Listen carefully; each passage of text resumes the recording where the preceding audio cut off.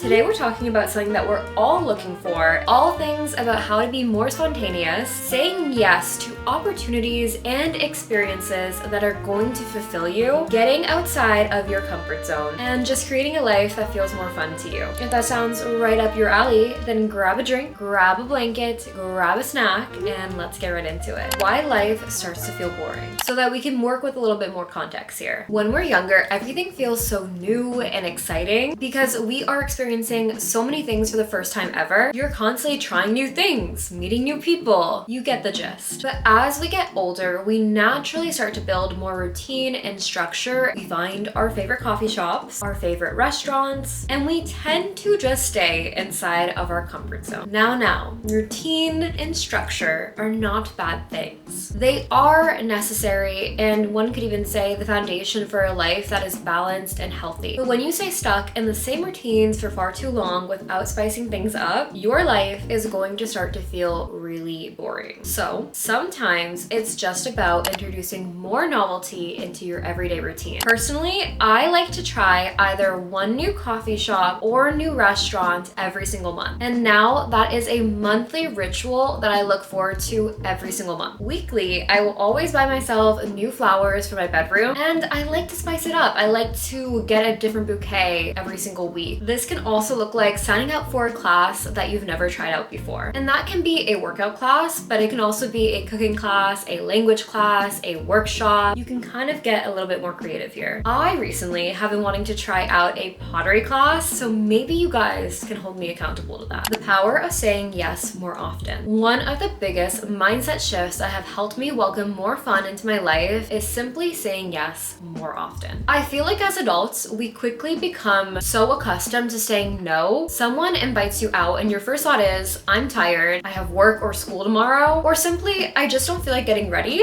And sometimes staying home is exactly what you need. But if you always default to saying no, you're going to miss the opportunity for a lot of fun experiences. So something I've been incorporating more often is just taking a second to pause and ask myself, why is it that I'm saying no right now? I really try to break it down and ask myself, why don't I want to go? Am I genuinely feeling really tired, or am I simply just trying to stay home and stay inside my comfort zone? Because there is a big difference between honoring your energy and talking yourself out of new experiences. If I'm actually feeling really drained from that week, or just simply going through a lot in my personal life, then I will choose to honor those emotions and say no to going out. But if deep down I know that I'm simply just trying to avoid something and that it feels easier to stay home, that's when I try to push myself to saying yes instead. And look, not every single last experience is going to feel quote unquote worth going out for. Sometimes you will go out and you're going to think, okay, maybe I should have just stayed home. Was this really worth the makeup and the good outfit that I just put on? But other times you will walk away with a new memory, a new experience, or even a new friend. And all of those things are going to make your life here right now feel far more exciting. Being a little bit more spontaneous. I just want to clarify before we get into this point that spontaneity doesn't mean doing something wild, impulsive, or completely out of character, or maybe even illegal. Sometimes it's just about breaking up the pattern of your normal week. It can be something as simple as exploring a new part of your neighborhood or city that you live in without having any real concrete plans. I actually do this a lot because I live right next to Boston. Sometimes I'll drive into the city and just walk around without any sort of real plans. If I pass by a store that I want to go into, then I'll go into it. If I want to try out a new coffee shop that day, then I'll walk into a new coffee shop and maybe even order a different drink than usual. I kind of just let myself follow where my curiosity is leading me. And I really think that allowing yourself to have unplanned moments like that can actually be so fun because you're going to experience things that you normally wouldn't. Another thing that can really help with this is surrounding yourself with people who are more spontaneous. If you are the type of person who is more planned, organized, or just very type A, being friends with people who are either more type B or just go with the flow type can actually be a really good balance to bring into your life. They are naturally going to encourage you to want to try new things, or maybe even say yes to plans that you normally would overthink. And sometimes that little push is exactly what you need to get a little bit more outside of your comfort zone and routine. Romanticizing your life. I know that this phrase gets thrown around everywhere online, especially right now, but I think that there's actually a lot of value behind it it if you truly take the time to understand what it means. For me personally, romanticizing your life isn't just about making everything look super aesthetic and pretty. That is definitely one aspect of it, but it's really about just being more present and intentionally seeking out joy. It's going on a walk and actually taking a second to look around and enjoy the nature or view that you have instead of being stuck in your own head. It's putting on music while you need to cook dinner, dancing around your kitchen, and just feeling a little bit silly for that, but knowing that that is just fun and something that you like. It's going to a coffee shop because you want to get outside your house, change your environment a little bit. Maybe you want to be that girl who has her laptop and her headphones and her aesthetic latte and just kind of play pretend for a moment. But honestly, it truly is about just slowing down enough to live in the present moment that we're actually in. Doing things even if you're nervous. We all know that new things can feel really awkward. Meeting new people can definitely feel very intimidating. Going somewhere by yourself can sometimes feel very scary. But the reality is a lot of those experiences are what actually make life more interesting because they are things that happen outside of your comfort zone and everyday routine. For example, traveling somewhere new, going to an event or party where you don't know anyone, taking a new class, or learning a new hobby or skill. All of those things are guaranteed to feel uncomfortable at first, but I have quickly learned that discomfort is usually a sign that you are growing in the right direction. There's also this current online trend going around about being more whimsical. If you've seen the whimsical girly videos on TikTok, the whole idea is basically about adding small moments of playfulness back into your life. It's about letting yourself experience life with a little bit more curiosity and imagination again. A lot of people are leaning back into things that they enjoyed when they were younger. They're either signing up for random classes or decorating their space in a way that feels more colorful and creative. Some people are even wearing outfits that feel a little bit more expressive and bold. So sometimes allowing more fun into your life is simply connecting with your inner child and allowing playfulness back into your life. Doing things just because we want to do them and really not feeling like you have to be so productive all the time. I really think that's what this whole whimsical trend is really about. So be open to new experiences. Try saying yes just a little bit more often and allow yourself to be a little bit more spontaneous and open to fun. I think you should comment down below something new you are challenging yourself to this week. If you enjoyed this video, be sure to give it a like and subscribe to my channel. I post weekly videos every single Sunday. I love you guys so much, and I'll see you again next week for another video. Bye!